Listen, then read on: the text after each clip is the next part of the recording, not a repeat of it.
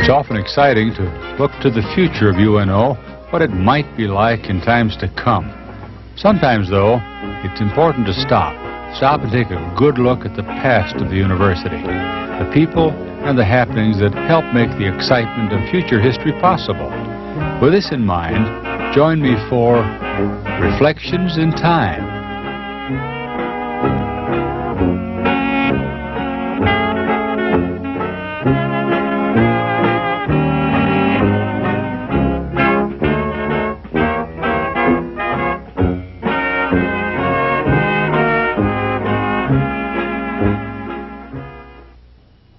It's the summer of 1985. We're located in an office that for me has lots of memories. For the gentleman who I'm going to visit with and myself, we remember this as Dr. Mabel L's office for many, many years, under whose leadership we both came to this university. We're doing a program that many of you know now as Reflections in Time. And today we want to take an hour or so to reflect on the life and the times of Dr. John Newton, our Dean of our College of Arts and Science. And Jack, it's nice to have you take time from a busy schedule. You're not retired yet, and so we took part of your work schedule to do this. But I wanted you as a part of our Reflections tape at this juncture in time because I think appropriately you've been here since 1960, right? That's right. So you're entering your 26th year. Almost a year ago I came here for a job interview, just about this time of the year. Now I want to ask you, I don't think I ever really have, a little about that period in your life. I remember you came as a part of our faculty in psychology, as I recall. 25 years ago. Yeah. But there were a number of years in your life and family that went on previous to your coming to the University of Omaha, which it was still called at that time. And so, let's go back in life to someplace out east where Jack Newton started in life. I guess Schenectady, New York's a good place to begin. Oh, all right. And you were a boy in a large family, a small family. What was it like out there? Just one brother. Oh. And went to a college in my hometown, Union College in Schenectady. Oh, did you? Well, an old college established back in 1795. What was your interest in schooling at that time? I guess the question might come because in the 50s, I don't think going to college was quite as prevalent as it is now as commonplace for, at least at the undergraduate level. Any special reason why you continued on after finishing high school? Did you have something very definite in mind? No, I guess just tradition. It was the same college my father had gone to. Ah, I did the same thing. Right. I started out as a chemistry major. Oh, did you? And that was at a time, remember, back in the late 40s when, 47, when colleges were mobbed with people just getting out of the service after the Second World War. Came the bootstrappers and so on, veterans. All the classes were jammed with people. It was a busy time on campuses, wasn't it? Yeah, very interesting time. Well, as a chemistry major, what did you have in mind with that major? Did anything special? Just that's what I liked in high school. That only lasted a year, though, Paul. Then I switched over to something else. Did you start to move towards psychology? I did switch over to, well, actually, I graduated with a general science major. I had a little chemistry, little physics, lots of mathematics. And psychology was considered a science there, so they let me graduate with a general science major. But most of my work was in psychology. But a good, solid liberal arts background. Good, solid liberal arts background. That's what we like to hear. Now, after you graduated from college, this was in 1950-ish or something like that? What happened then? Then I went on to graduate school at Ohio State, Columbus. Earned a master's degree in 52, PhD in 55. Now, at this time, in psychology. Yeah. Had you decided you wanted to do teaching, or what did you have in mind? Going to school beyond the college level takes some doing, and it's expensive, and it's time-consuming.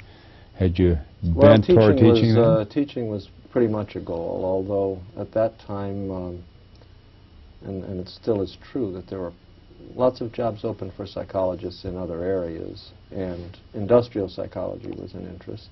And in fact, I pursued that interest and worked as an industrial psychologist for a number of years. Oh, did you? Where did you do that? Well, what happened is that I graduated in 1955, and if you recall, the Korean War was still going on. Oh, yes. And it was a question of being drafted or volunteering, so I was lucky. I, along with several of the other people that graduated at the same time I did, got a direct commission in the Army and served for 2 years in the Medical Service Corps from 55 to 57. In this country? Yes. Went first down to Fort Sam Houston, Texas for training, and then got assigned the rest of my tour of duty at Fort Knox, Kentucky. My old home. You're kidding. No, I was there in the Tank Corps in World War II. Yeah, well, there's most people don't know it, but there's a big, or there used to be, I haven't kept up with it, but there's a big medical research laboratory there. There's also a hospital. I was in it. Yeah, it's changed now, though. They've, in fact, while I was there, they built a new 600-bed hospital, so it's a little different than the one you did. But, yeah, well, it's an interesting place. Well, so now you've been working in industrial psychology. You had your Ph.D.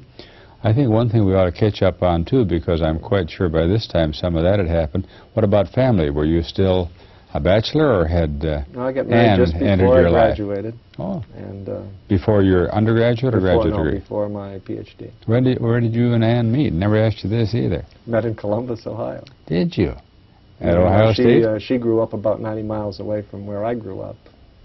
And we went to Ohio to meet. Each other. That's interesting. Yeah. Was she a student at the university, too? Well, she was a nurse working in the university hospital. Oh. But she came and took some night courses at the university, and that's how I know. I see. Now, you came to Columbus, you did graduate work, you had your Ph.D., you went into industrial psych... Went into the Army. Into the Army and worked in... Worked in a research lab. Research activity. And then I went into industrial psychology. Ah. Getting out of the Army, I went to work for Electric Boat Company, Electric Boat Division of General Dynamics in Groton, Connecticut. Is that why we see the ship sitting over on your mantle in your office there? Right. So this was another area of concern. What kind of work, you know, we hear industrial psychologists and all these things.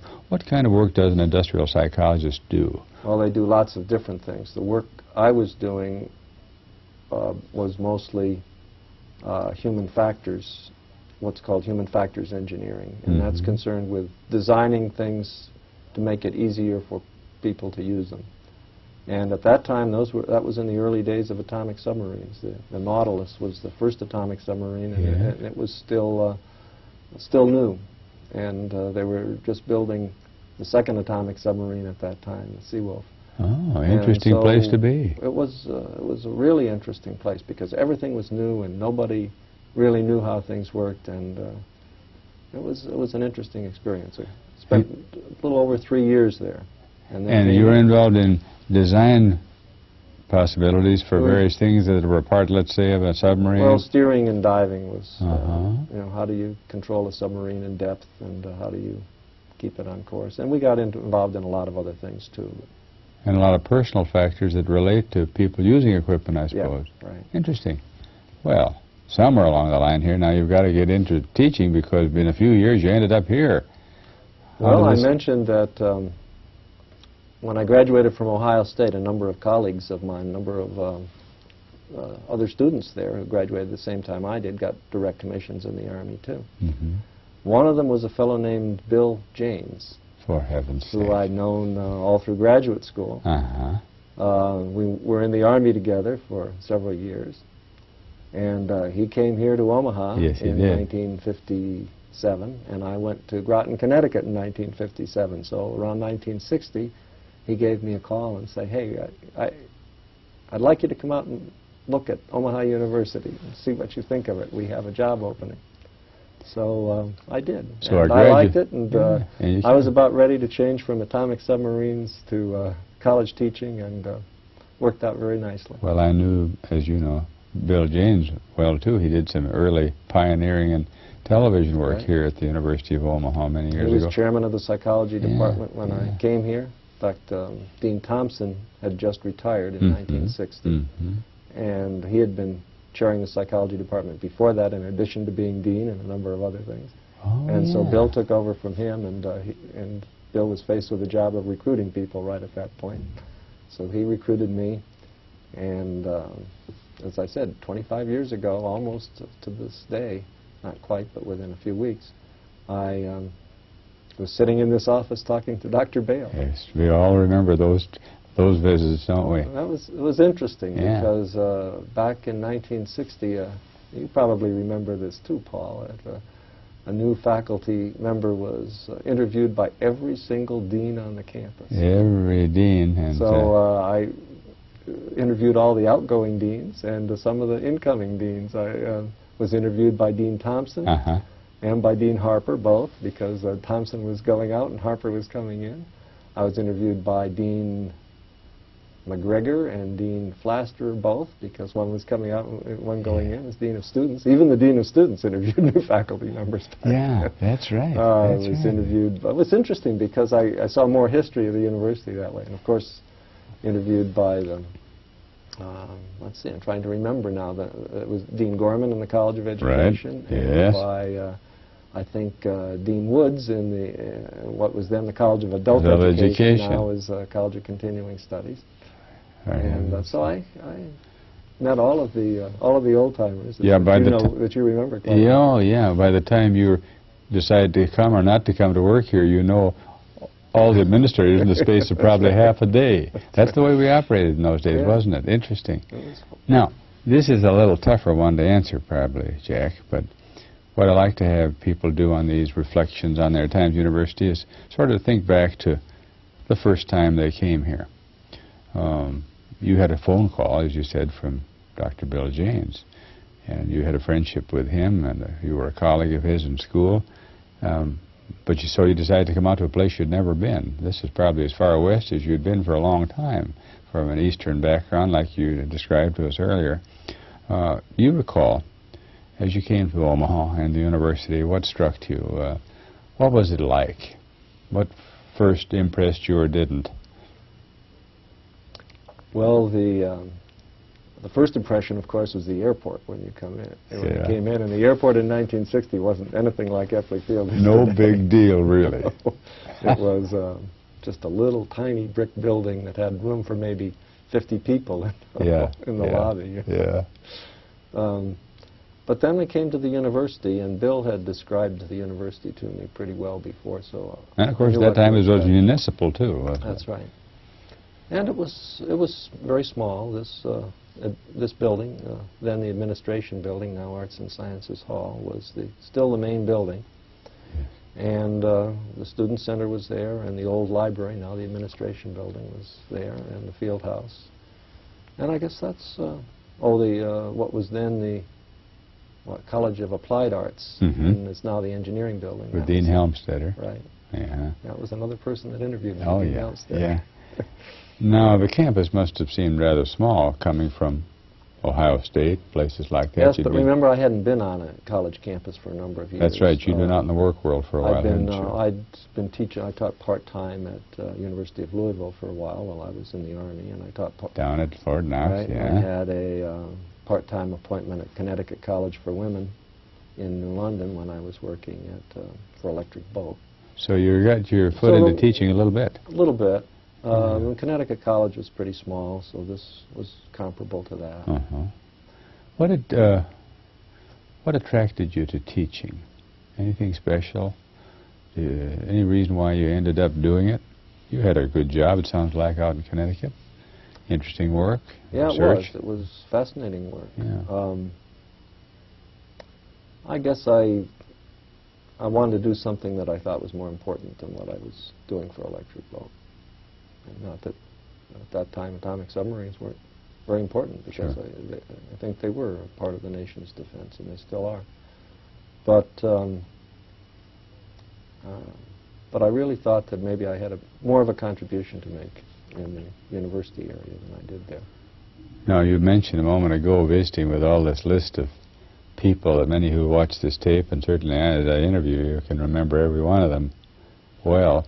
Along with the people, can you think of any factors that attracted you to this kind? It was kind of a unique university at that time. There weren't many municipal universities left to live off campus, you might say. What attracted you and Ann to this part of the world? Well, I guess it was mainly Bill. You know, that he was convinced that this was a good place, and he sold me on it. So on a personal way, in your attachment to him, that made a difference, a lot of difference. Because he was a very close friend. We'd known him for years. Now, as you started your work here, We're about to end up the first segment of tape here, but if you recall the first fall, the first semester, the first year, what are some of the things you were involved with then? Can you remember that? Unbelievable. Unbelievable. The load was we were heavier at teaching that 15 time. hours back then. Big load, but Bill then was kind to me. He managed to cram that into five classes into 3 courses. So I only had 3 preparations. Oh, well, that helped a little bit. But it was crazy because I hadn't taught any of those courses before. They were all brand new, and I think 3 of them were taught at night, and that was something new to me. The baptism of evening school. That's right. Those long lectures those long of 2.5 hours. 3-hour sections. So that was something different. Yeah, 3 nights a week. So you had a really rough baptism. Oh yeah. Did you start to have some second thoughts about doing this? No, but I kept pretty busy. I didn't have any spare time. It was that first semester of the first year, for that matter. Any impressions of Omaha and the community? You were an Easterner by background. You came to the Middle West. Any observations on that? Well, it was better than I expected. Tell you, I spent a lot of time in Washington when I was working for Electric Boat, and just before I came here, when I knew I was coming here, I was in Washington and I had some spare time, so I went over to the National Archives, mainly because I wanted to see the Declaration of Independence. I'd never seen it. And they had a big exhibit there, the 100th anniversary of the Kansas-Nebraska Act, and they had pictures of Omaha back in 1860. And I thought, is that the city I'm going to? Fortunately, I got here and found out that it looked a little different than it did back in 1860. But coming from eastern cities that were pretty good-sized cities in the 1800s, it did shake me up. Oh, I can imagine it did. You know, while we're there, and you've been so long now in administrative work as well as your many years as a teacher, why at a university like ours has that load gone down and down and down? And this is true across the country. Nobody teaches 15 hours anymore unless they're on what we call overload or something akin to it, right?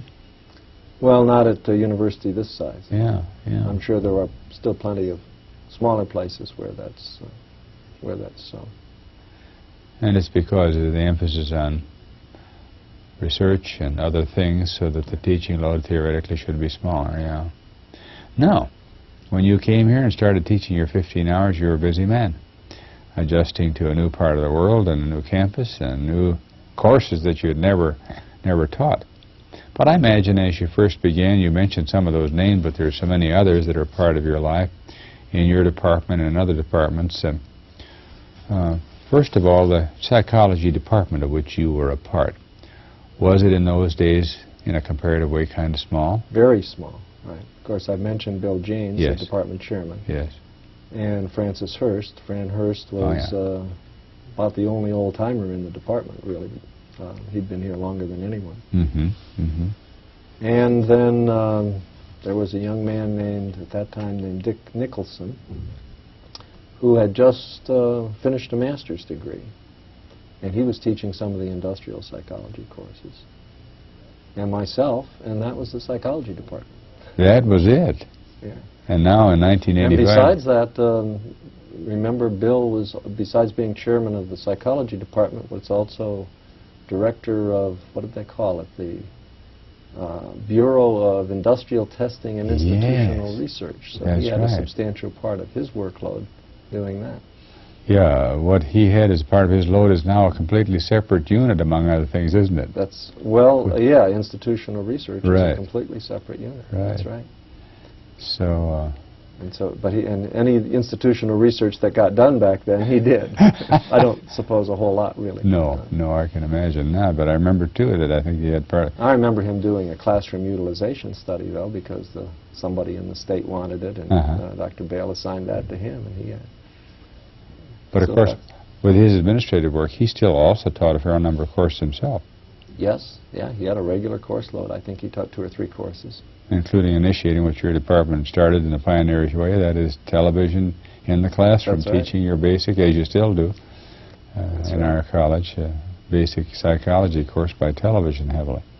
For those who, and let's dwell on this because people who see this will be members of your student body in those years past, what sorts of courses, what sorts of majors, what sorts of things did we offer in that limited period, well, not limited period, but the time when we had so few faculty members? What sorts of majors were people getting in psychology?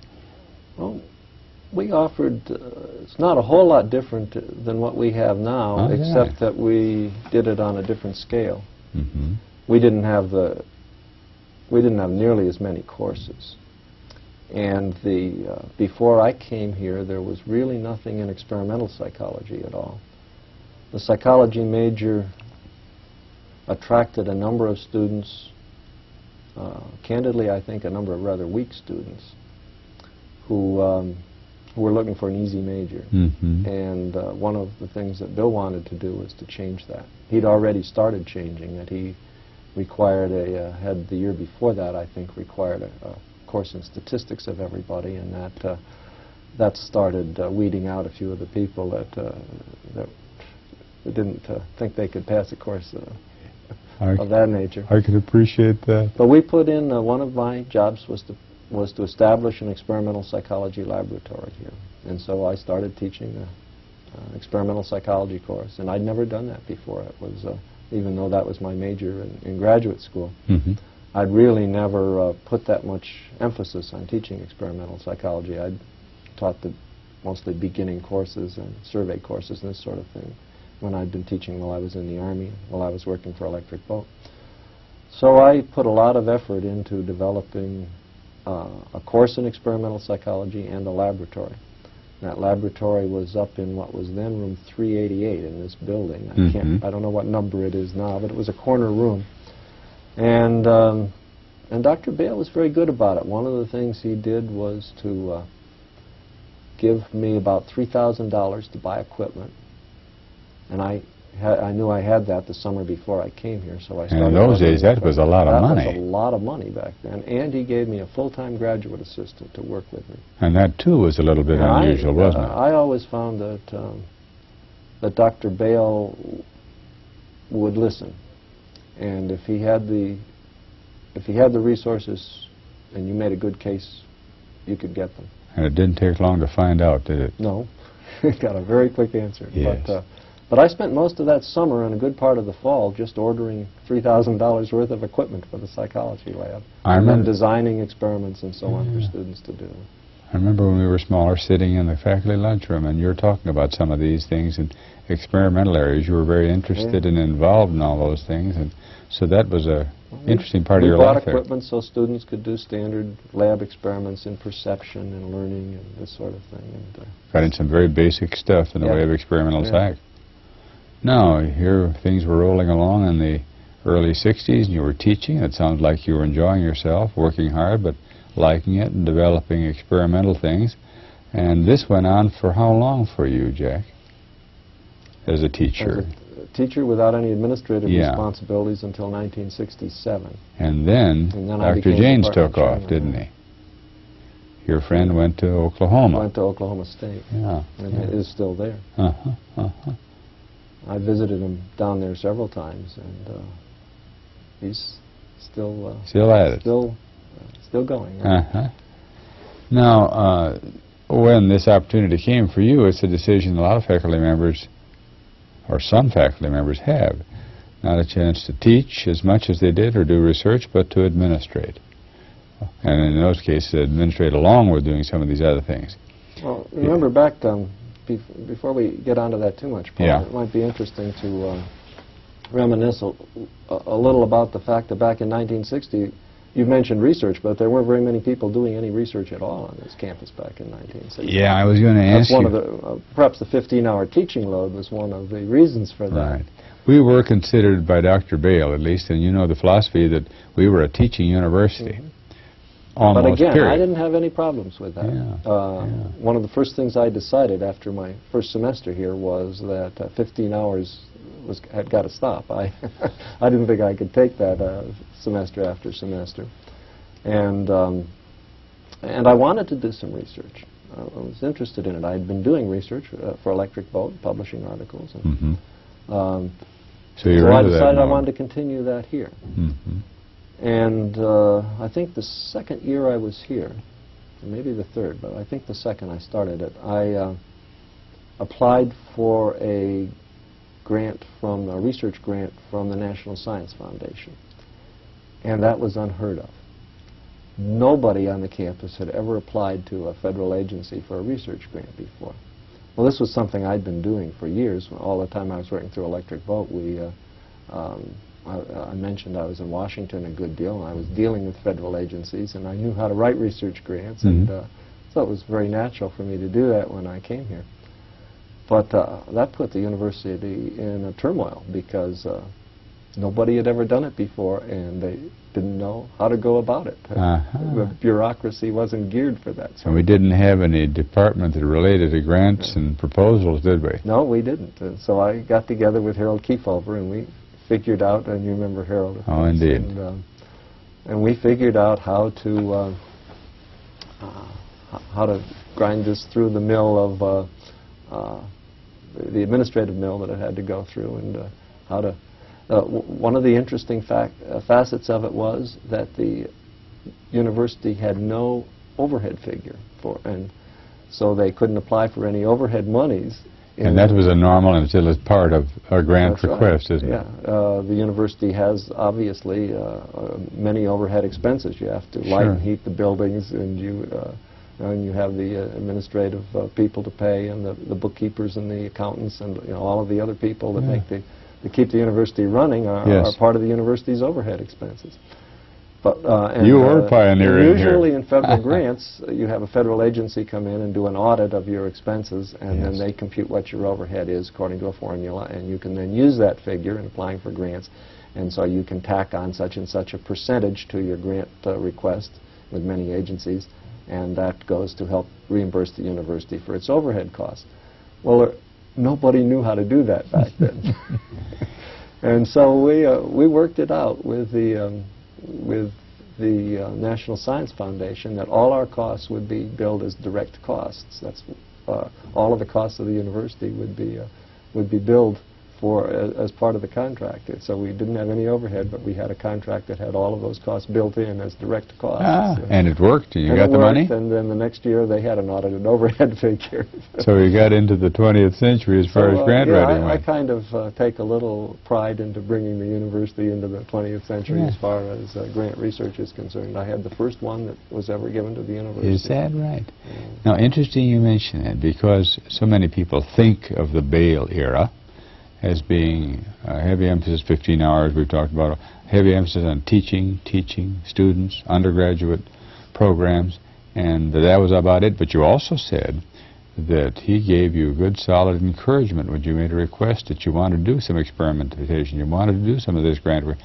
And so it was not foreign to his thinking to start this. No, and he was very pleased when I applied for that research grant. Now, did this sort of begin a number of other grants?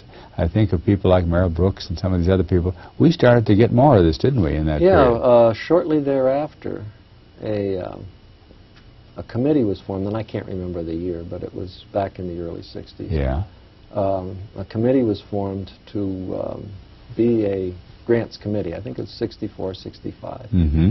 And I was named to it, and Vic Blackwell, and Bob O'Reilly, and Bill Walden, who at that time was director of our new computing center. Yes. He'd just come in to direct that computing Now center. we were getting into computers, too. Yeah. That's right. Yeah. And we formed the first grants committee in the university.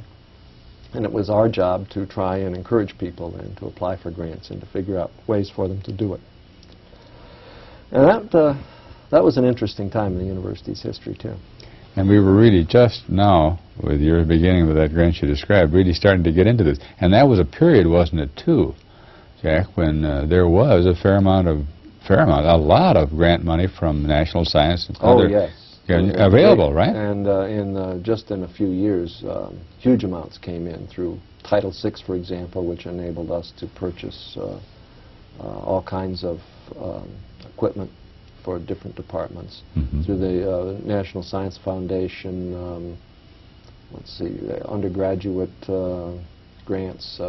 One, I'm trying to recall the names. It's back so many years ago. Well, HEW was involved too. I know it helped buy us a lot of radio Title equipment. VI, that was the one that I was referring to. Mm-hmm. But there was a good deal of money that came in quite suddenly back in the middle 60s.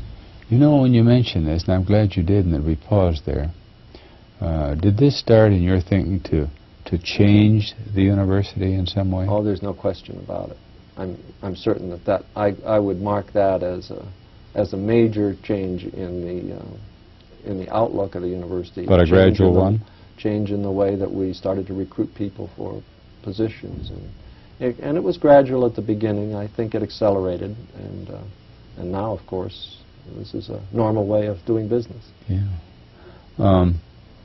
You've mentioned some of them, but as we go along, let's talk about some more. In that period of the 60s, when you were heavily involved in the classroom, in research and research committee, who are some of the people that you rubbed shoulders with that sort of stand out, and perhaps why? Just let's brainstorm a little bit. Well, of course, Dr. Bale overshadowed everyone because he was the university back then. Really, everything that was associated with the university somehow had his stamp on it. How did you feel about the way he ran it? And he ran it, didn't he? I mean, no question about that. Well, I think he had to. With the resources he had, maybe I didn't know as much about it then as I do now. But looking back on it, he didn't really have any choice. He was running on a very, very limited budget and squeezing every penny out of it. And as I said, my relationship with him was always very, very cordial. He helped Bill Janes recruit me, really, and told me that he would make things available for me if things worked out well. And to the extent of the resources we had, he supported me when I needed equipment and this sort of thing. Now, your positive comments about Dr. Bale are reinforced by 30 hours of this kind of tape or so that we made before. People generally thought he was right up front and direct and helpful to most of us, and not that hard to get along with. He was for some people, but not for me. Yeah. Mention another one. Now, this is fun.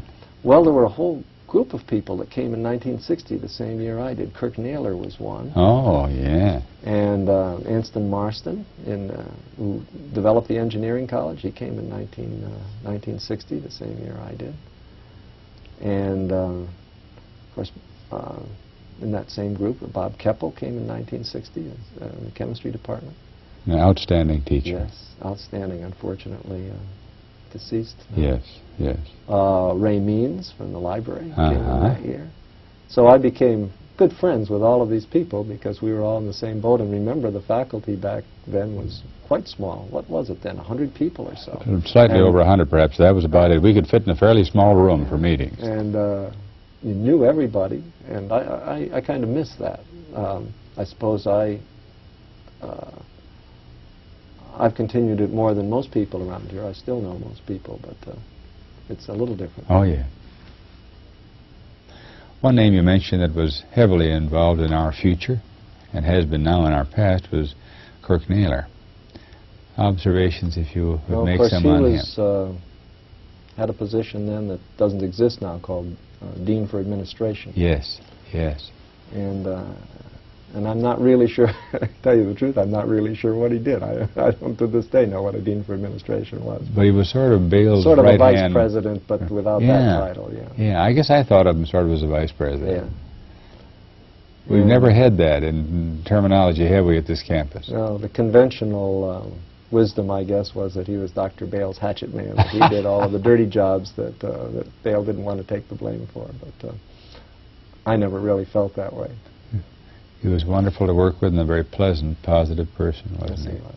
Yeah. And you mentioned the library, you mentioned others.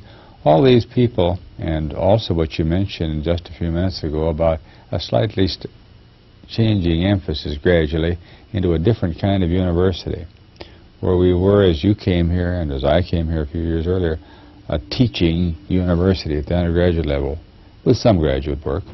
That was starting to change now. Yeah, I think it changed it started to pick up a little. Well, I mentioned started really with Dr. Bale, but Yes. the momentum picked up with President Trawick and his administration. I mentioned earlier Bill Walden, who was director of the computing center. Yes, yes. And when Dr. Trawick came on board, one of the first things we did was to buy a new computer. And up to that time, we'd had a IBM 1620, which is by today's standards, a tiny little computer. The one I have over there on my desk right now has more capacity than the one that was the university's computer back then. But President Trawick, since Bill Walden was a close friend of mine, I knew some of the things that were going on. I talked with him, and he worked very closely with Bill Walden to ensure that we got a very respectable research quality computer. And Dr. Trawick really was influential in that computer period there at the beginning. Yes, he was. And that kind of got us started. He said that you know, if we're going to have people here doing research, we're going to have a computer facility for them.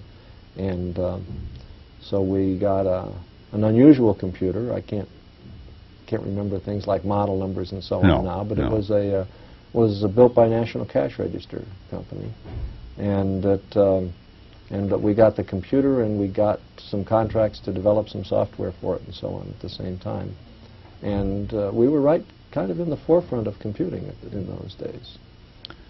Now, the department that you were still a part of and started to head in the 60s, psychology, was that changing? Well, that was changing. It was growing. We had we'd made the requirements for the major much more stringent than they'd been in the past. I think I mentioned that we started doing that when I came here. Yes. And we kept it growing. We added people. Early on, I guess we hired Bill Pedrini. He was at Glenwood State School as the chief psychologist out there. We brought him in here to head our school psychology program. Well, I guess first we didn't. We had a testing service that worked under contract to the Omaha Public Schools, and it tested all. It was really the equivalent of what today would be called educational service units. There were state-operated units. The Omaha Public Schools at that time didn't really have a large school psychology facility, but they contracted with the university, and this was even before I came here. Dean Thompson. Yeah, he and Francis Edwards, I think, did some work there. That sort of thing. Yeah. Of course, when they both left in 1960, there was kind of a vacuum there. So I think Joe Dunn took that over for a year in 1960. And Dr. Dunn in the Education College. And then shortly thereafter, they went out to hire someone as a regular replacement for Dean Thompson in that job. He had so many jobs. Yes, he did. But they recruited Bill Pedrini from Glenwood State School. He was chief psychologist there to head up that operation, and he did for a number of years. And then he decided he didn't want to do that anymore. Or, yeah, I guess that was it. I can't remember the details of it, but anyhow, we hired him full-time in the psychology department. And somebody else came in to head up that child testing service. Can't remember his name now any longer, but that's all right. And so Bill then became one of the mainstays in the psychology department. And we hired 3 or 4 other people in the course of those times. So by 1967, when I became department chairman, it was a pretty good-sized department. Was this changing and growing, coming about good measure because of programs that we were initiating, or was it an increased enrollment, or what? Well, because of student enrollment. And then in 1968, of course, when we became part of the state university system, remember that first year, if I recall correctly, our enrollment increased by 28%. Was it that high? I forgot that figure. And I remember in 1968, Dean Harper telling me to go out and hire 2 or 3 people, and to even hire them in mid-year if I could, because we were desperately in need of faculty people just to cover the classes. A tremendous percentage increase that we had there. So back in 1968, I was doing recruiting pretty heavily, and that's when we brought people like Norm Hamm and Ken Deffenbacher and Evan Brown and Shelton Hendricks and and 2 or 3 other people, all at once. I mean, all in 1 year, we brought in all of those people. You had a tremendous percentage increase within the department. Yes, that's right. And that was a lot of work for the department chairman. I got a lot of free meals back then, taking candidates out for dinner. Yeah, I was wondering now, opportunity came for you to be department head. And here was a chance, and I still recall, I think then, but more so even when you became dean at a later time, that I was a little surprised in your case, because I thought you had such a strong bent and love of teaching and research and things like that, that I guess I just didn't figure for an administrator. But you began doing some of this now as a department head and had a taste of it. Did you do it because you felt you had to or because you wanted to? Both. I guess there really wasn't anybody else in the department who was interested in doing it at that time. Bill Pedrini had he'd left, as I mentioned, the Child Studies Service because he didn't want the administrative position any longer there, and there just didn't seem to be anybody else. And Dean Harper, Bob Harper, talked me into it.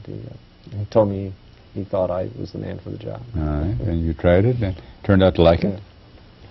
Now, I think Bob Harper's another person that we really should mention as we talk about people. I think you've got him on tape. We do have him on tape, but I'd like observations about him. He's one of my favorite people in the whole history of my time here. Why do you say that, Jay? Because I think he's one of the better deans we've ever had around here. A lot of what I learned about being dean, I learned from him. Is that right? I hope I learned all the good things.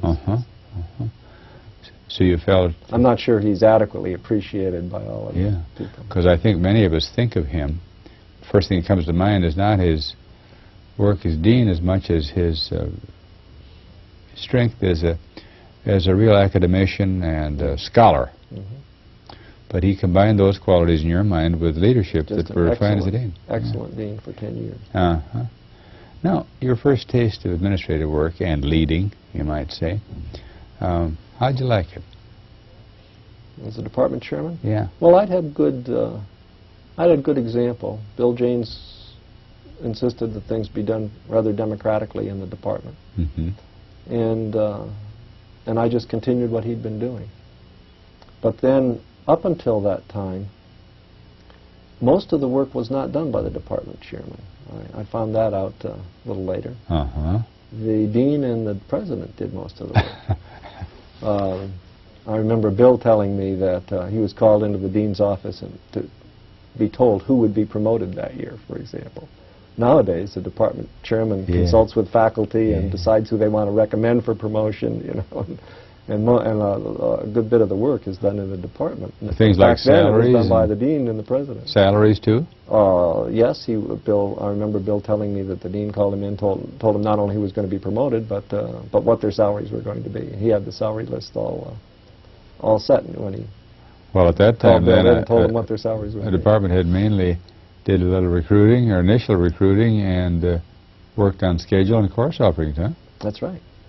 So that a whole lot easier than it was when it changed the year after I became department chairman. All of a sudden, I was given an amount of money and said, here's the amount of money for your salary budget next year. You figure out what the salary increases for these people will be. Now, did that come as a change in, was that because of merger-like activity? Was that a decision here on campus? Yeah, the role of the department heads, so many things were happening at the same time that it's difficult to say where it came from. Because but what were some of the things happening? I think it's nice to mention some of those things. Well, there was a lot going on. Right. President Naylor, of course, and we had an interim president there for a while, and then President Naylor came in and then became chancellor. No, I guess he was always President Naylor. Was he chancellor? Remember when we had that name change from president to chancellor? I think he was always president. Always president. Yes. And then we had, at the same time, becoming part of the state system, and at the a number of things like that, just all going on at once. And the kind of evolutionary change from teaching to a more universal type or comprehensive type university. One thing that in this whole area that we haven't mentioned yet, we probably can now, didn't our having a faculty senate have something to do with the change in the role and the relationship with the deans and yeah, back then, heads? remember, initially it was the university senate. And yes. that came in yes. with President Trawick's administration, and lasted that way for a number of years into the 70s, and then it became a faculty senate in the early 70s. I'm sure you've got that documented someplace. Yeah, a number of people have mentioned the senate, but I think it really had an impact. The difference in the university senate about. was that it was university-wide. It wasn't just faculty. They had administrators appointed to serve on the senate at the same time from there. I remember, for example, when I served on the senate for several years, and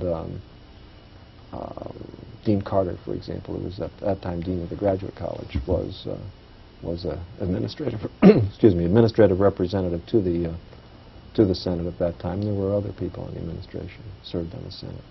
So it was a little different. Yeah, you mentioned these things, and people in the general public or in our student body and even some on our staff couldn't appreciate all the strengths of change here, because previous to that there was no leadership and cohesiveness necessarily among the faculty and or staff as a separate unit, right? That's right. Yeah. So don't you think this was really strong and a good move on our part as a university to get involved with this? Well, I think we had to. It was a national climate as well as a local one, and the size of the university was changing. And whereas before it was more like a family, and that had some real advantages. It was nice to have close personal relationships with so many people. But and that broke down as we became more bureaucratic. Do you think it was a reflection of the times and the cultural scene generally? The unrest and the cry for more democratic infusion at the lower levels, right? Yes, although unrest really never hit this campus as hard as it hit other places. Never did it, really? We had a few skirmishes. Remember, a sit-in in this office? Had a sit-in in this office that was played up at the time as being very big, and it was big for here, but it was kind of a minor incident on any other campus, you know. Yeah. So really these changes in administration and relationships with faculty and the department head's role really came on a gradual but good basis. No great problem, and they're coming about, right? Yes, I think that's true. It kind of evolved. There was no sudden revolution where things were changed overnight. They changed gradually and probably necessarily.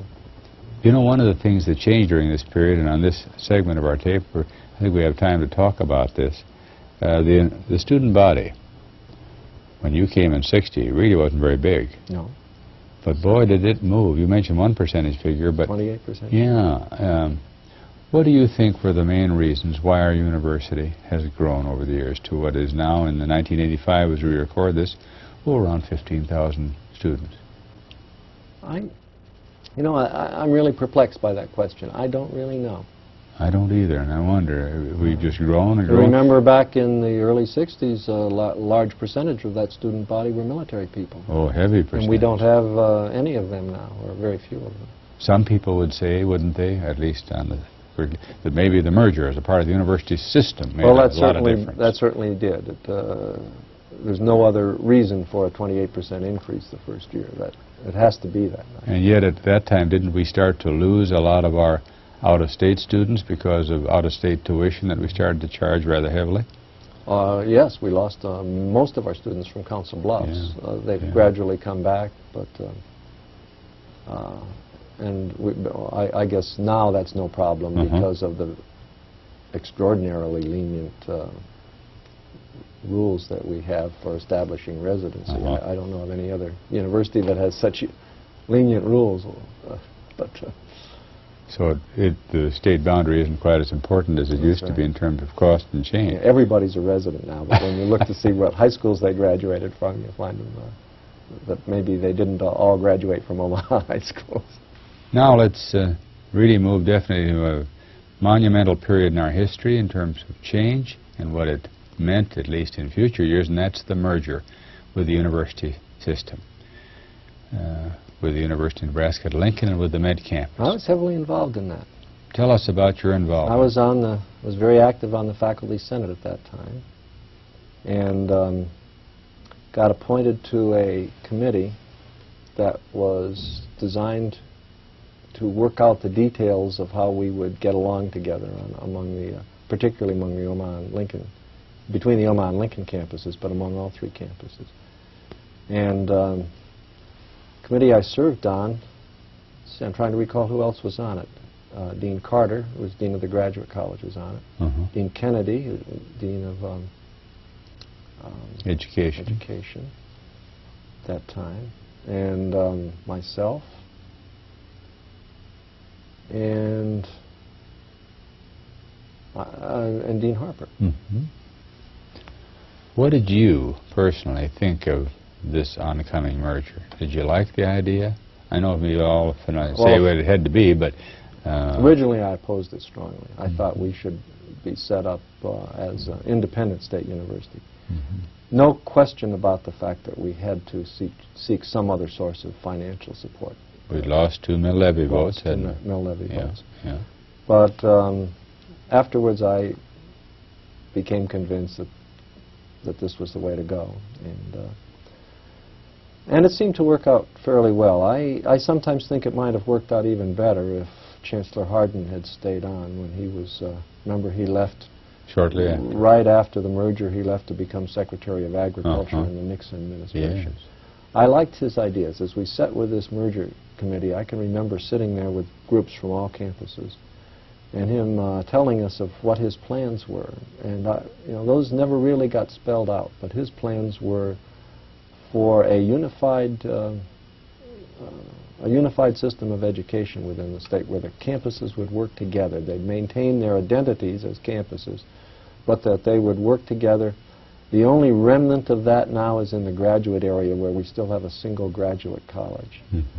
But that doesn't work the way Chancellor Hardin had envisioned it. He envisioned, even in the graduate area, for example, as us all working together. If we were psychologists, well, the psychologists on the medical center in Omaha and Lincoln would work together to offer graduate education. And if you were physicists or chemists or sociologists or philosophers, it would be the same thing. You'd work together to offer graduate education. And that there would be more cooperation on the undergraduate level, too. And his idea was that you should use the carrot instead of the stick, essentially. What you should do is make it attractive for faculty members in the different campuses to work together. Create advantages for this sort of thing, and let it evolve. I remember him saying that he wasn't going to force anybody to do anything, but that he saw a pattern evolving if we operated the system correctly, and offered incentives to people to do these, to cooperate this way. I remember we had a number of those inter-campus committees. I was working on one for a while that really fragmented the university and tried to work on some of this cooperative activity you're talking about. Well, it just didn't all work out. But Chancellor Hardin left, but he didn't leave. I mean, he took a leave of absence, so everybody expected, well, maybe he'll come back. And we had an interim chancellor at that time who didn't really seem to want to rock the boat. He didn't, and didn't really have Chancellor Hardin's expertise and personality, and was really unable to carry on with his ideas, even if he agreed with them. And I don't know whether, I guess it was Merck Hobson back then. I don't remember whether, I don't know whether he even agreed with him, but he certainly didn't have the personality and the charisma that Chancellor Hardin did to make things work. So I think we can blame Nixon for that. If he hadn't offered him the job as Secretary of Agriculture, could have made a lot of we might have had a different university now than we have today. One of the things that people say, whether they're in the university or outside it, I think, and we've heard this over the years, and perhaps we've talked about it in various meetings at one time or another on this campus heavily, and that is that the merger happened so quickly. Would it have been better, would it have worked better, along with what you've described, if it had been come on over a period of years rather than Terry Carpenter saying, in effect, get it done tomorrow, That's overstating it, but Right. it really happened like I don't the dropping think so. of an axe. I don't think so. I think it's probably the time that it occurred. Maybe if it had occurred three years earlier, it would have been a whole lot better. But I don't think the suddenness of it. In fact, maybe it was good. Well, when you things say dumped on you that way, you have to get things done. Yeah. Because committees can argue interminably over things. Oh yeah, yeah. Now, as the merger took place, yes, in 1968, we became a part of a state system. We're no longer municipal. And I'm quite sure as we came to work the next morning, whenever the legislation took place, we couldn't see any different things on campus, but things did change. What are some of the things that stand out in your memory as changing, very simply because of having a merged university? Well, we've already mentioned lots more students. Yeah. Increased size of the faculty. We had a new set of rules to work with. We had the bylaws of the Board of Regents. And we soon learned after the first year, when we operated under our faculty handbook that first year, and right after that first year, we learned that we were operating under a new set of rules, and that there were things called the bylaws of the board, and that those were our guiding principles. And so we had to learn to get along under those. So we had a lot of learning to do, and a lot of new procedures to set up, and it was complicated. It was kind of fun. It was a challenge. From an academic standpoint, and this relates to not only those early years, but your life as a dean as the years have come along, what are some of the major emphases that have changed a bit or a lot because of being a part of the total university system, Jack? Well, of course, I guess when Dr. Roskins became president of UNO, that started changing things again. We started off in a different direction then, and he just got some excellent people to work with him. When I first became dean, I worked with Vice Chancellor Garfinkel, and I give Herb Garfinkel credit for kind of changing the academic atmosphere. And what are some of the major ways that you say that? Well, completing the cycle of bringing us into, well, what did we say earlier, the 20th century or something like that? Yeah. Changing us really into a comprehensive university, requiring that, setting up standards for faculty to meet, standards for administrators to meet.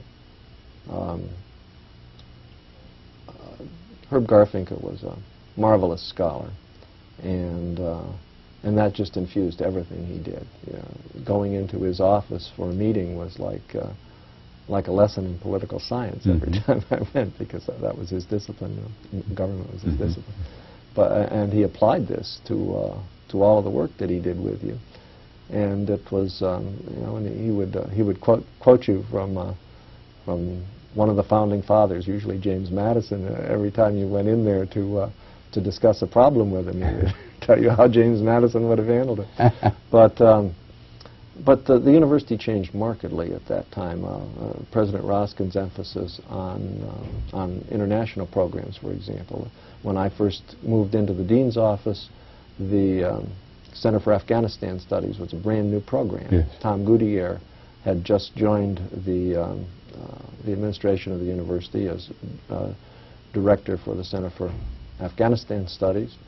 At the same time, they brought him into a job that he hadn't expected to have, and that was Dean for International Studies. Remember, Bill Gaines had that job temporarily shortly after he changed positions or was ousted, or however you'd like to put it, as, what was his title, Dean of Faculties? Dean of Faculties. Like sort of the general title that we had trouble pinning down for Naylor earlier. Yeah. Well, Dean of Faculties evolved into the Vice Chancellor for Academic Affairs, and he was sort of the liaison between the Chancellor and the Deans, and the organizer of all of the Deans, if you will.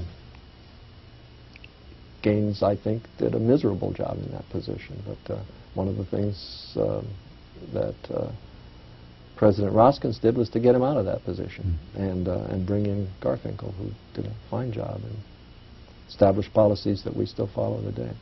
Speaking of policies now, And I think we're about ready to move there in our last segment of tape here. You've spent a lot of your life, and about the last 10 years or so, in a different position. You became Dean of our College of Arts and Science. How'd that come about? Came about the same way, I guess, about as becoming department chairman. A number of people liked the way I operated in the psychology department. I had a lot of encouragement from people, too. Bob Harper encouraged me. Paul Beck encouraged me. Remember back in those days, history and psychology departments had their offices right together. Right, so my office was right near Paul Beck's, and he encouraged me to do it. And I wasn't terribly excited about doing it initially. But I put my name in. And there was a period when, in 1970, when I put my name in that hopper originally too, and Vic Blackwell became dean. Then he was dean for a year, and then he became acting chancellor for a year. Then he went back to being dean, but by that time there wasn't any more fine arts, or the art department wasn't in the College of Arts and Sciences anymore. And so it was kind of inappropriate for him to be dean of the college, since his department wasn't in the college anymore. Yeah. And there were other reasons too, but so the search was open for a dean again. And so with some encouragement, I applied again. And they interviewed a lot of people from outside. Nobody could agree on the outside candidates, so I ended up as the default choice, I guess. I'm never really quite sure how that happened. But you've settled into the slot, and it appears you enjoy it. Well, it has its moments. Yeah. What are some of the things you like about being a dean? A chance to change things, a chance to influence how the university grows,